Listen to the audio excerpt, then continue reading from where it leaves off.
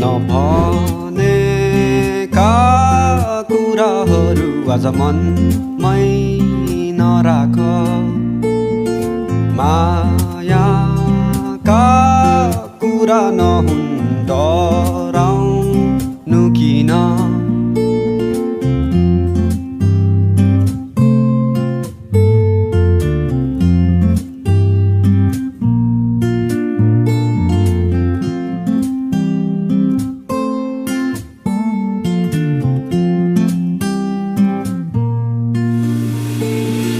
बल्लले भए बल्लै बोलाउँथे